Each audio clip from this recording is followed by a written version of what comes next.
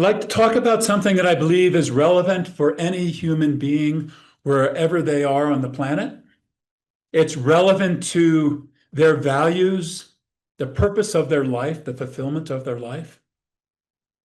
And at the same time, it's especially relevant to those of us who've gathered for the purpose for which we have gathered in this service, the highest purpose that's available to a human being. This revolves around power. And I want to define it as simply the ability to create, and the ability to create according to purpose.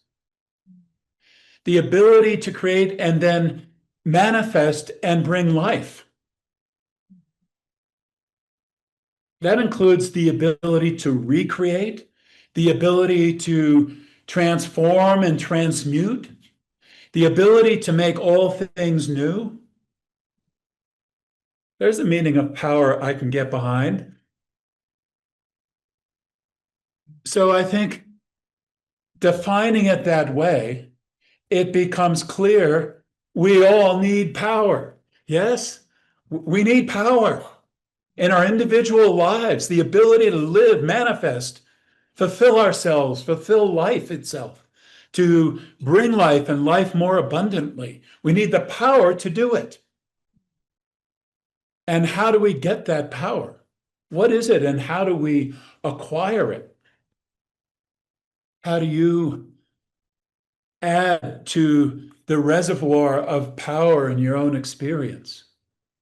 So that when you go to do something, when you go to bring power, the power of creativity to a circumstance, you don't find you're bankrupt. No, you have a reservoir behind you. You have all that you need to bring to that situation. You have all the energy to move things, all the fire, but also something else that's important for creation. We don't need wildfires out of control. We also need an intelligence, a wisdom that knows the pattern of creation. We're not here just to burn things up. We're here to create. To create, yes, we need fire. We need some dragons here.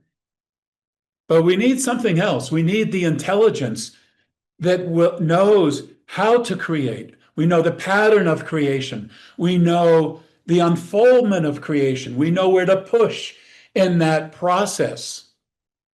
We know where to exert power, energy, and how. I hope I'm giving a good sermon on a Sunday morning here in America, but there's something more that I'm speaking to, not just something abstract and spiritual. What I'm speaking about is supremely practical, supremely practical. I believe each and every one of us needs this kind of power and the intelligence of the use of that power in our lives to create. I know we need it here at Sunrise Ranch.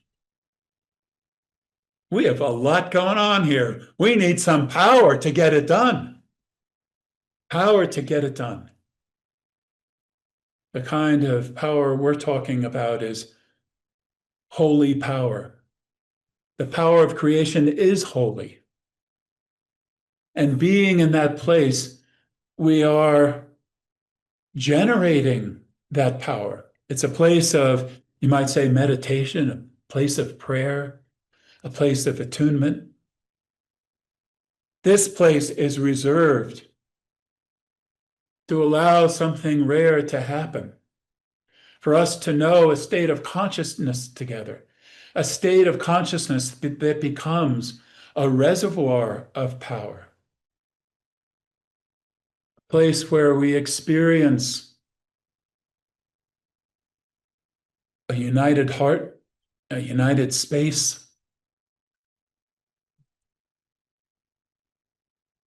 so that when it's time for there to be an intensification of the descending fire from us into the world. We are individually and collectively ready. We are prepared. We are equipped. We are equipped with the reservoir of power that we're sharing together. And we can allow that to find expression in focused, practical ways to bring creation, to bring transformation. If you strip an individual of that reservoir of power, what do they have? If you strip Sunrise Ranch or emissaries of divine light of that reservoir of power, what do we have? Nothing other than the opportunity to regenerate it. No, we're here to be rich, have money in the bank. We have some literal money in the bank, but that's the lesser part of all this. The greater part of it all is that we have money in the bank when it comes to the field of awareness, the field of power, the reservoir of power that we're sharing together. A very full heaven, we say. Not heaven up there, heaven right here, that we're knowing together.